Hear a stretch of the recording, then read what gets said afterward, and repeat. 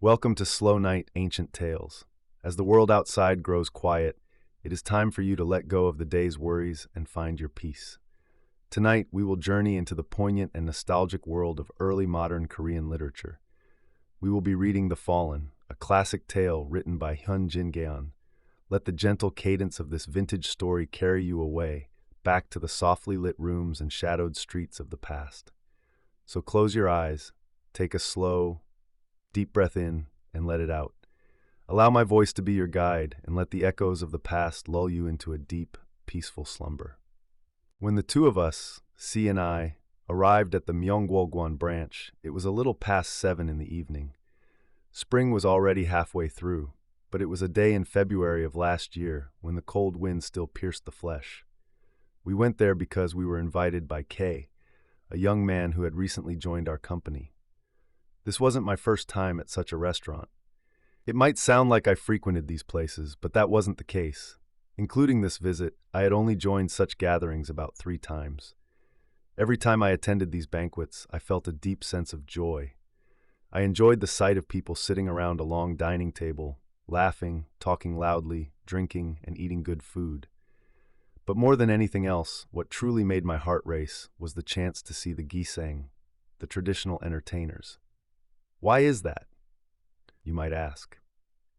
Before answering this question, I would like to briefly explain my past circumstances.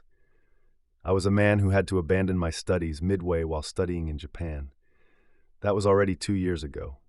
Back when I was studying, I was praised as a model student and a promising young man.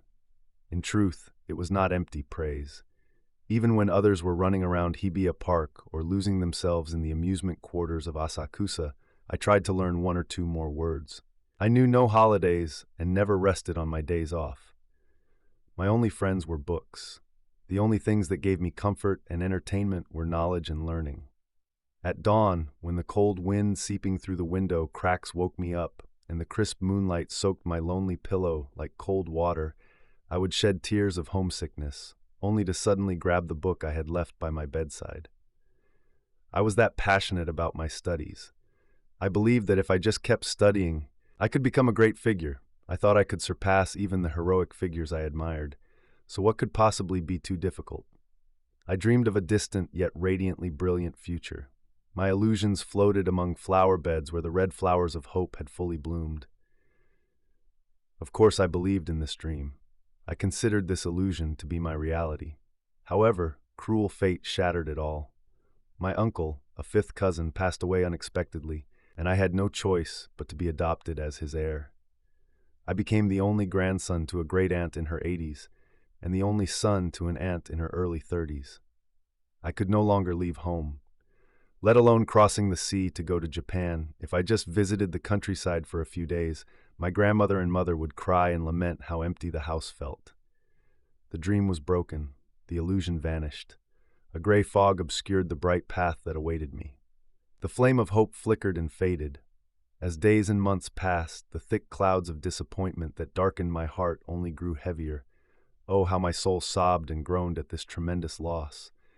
Eventually, I became like a ship with a broken mast, staggering this way and that. Let happen what will happen. What does it matter to be a great man?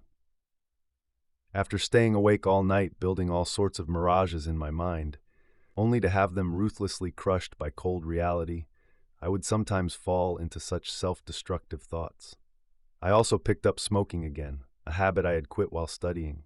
Sometimes, muttering, "I'm so angry, I'm so angry," I would seek out alcohol. I wasn't entirely unable to drink. Since I was young, without knowing the taste, I used to sneak sips of my father's liquor.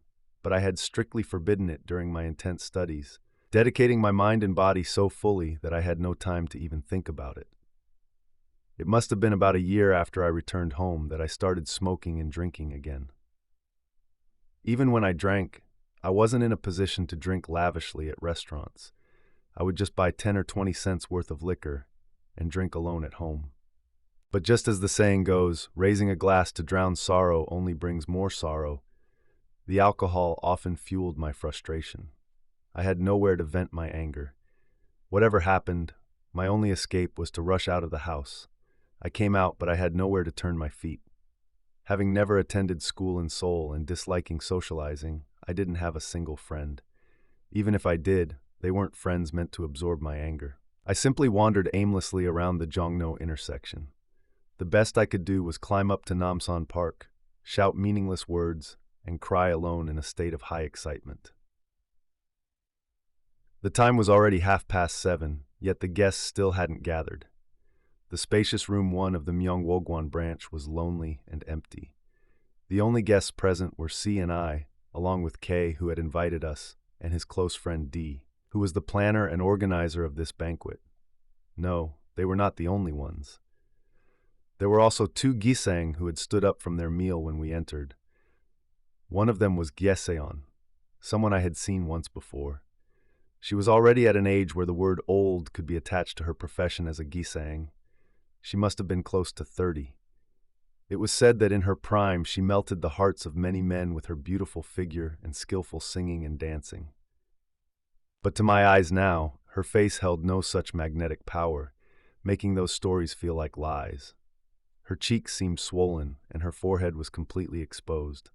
Moreover, the shadow of age seemed to have already settled on her withered complexion. The other was a gisang I was seeing for the first time. My attention was drawn to her from the very beginning. To speak fairly, she might not have been considered a classic beauty. Her forehead was slightly narrow, and the tip of her nose was slightly blunt. However, her pretty cheeks and cute mouth more than made up for those flaws. More than anything, her young, milky, delicate skin was incredibly beautiful. At least on that night, that is how she appeared to me. Have you made many regular clients lately? Tell me, do I not qualify to be your regular? Let me be one too, D said with a soft smile.